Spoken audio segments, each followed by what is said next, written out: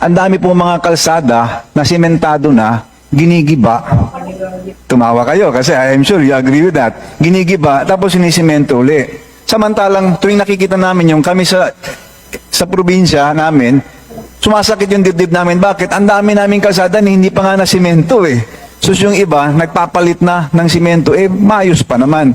Ang laging sinasagot ng mga taga-DPWH is that nakaprogram na kasi yan.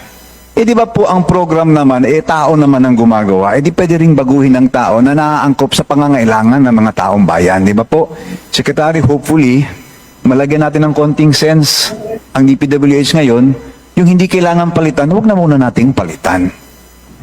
Tignan nyo itong kalsada ng ating mga magsasakang nagdadala ng sari-saring gulay, mga prutas sa ating palengke. Ayaw ipagawa ng gobyerno. Tignan nyo kung gaano katindi. Samantalang itong mga kababayan, ngayon mo sabihin na hindi maganda ang magmura. Putang ina kung ganito ang makikita mo sa kalsada. Putang ina talaga, nakakaputang ina. Tignan nyo naman, maayos pa yan, napakaganda, pero binubungkal at sinisira na nila para lang magkamal sila ng pera.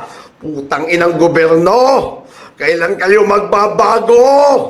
Ganito na lang lagi tayo, buwisit kayo.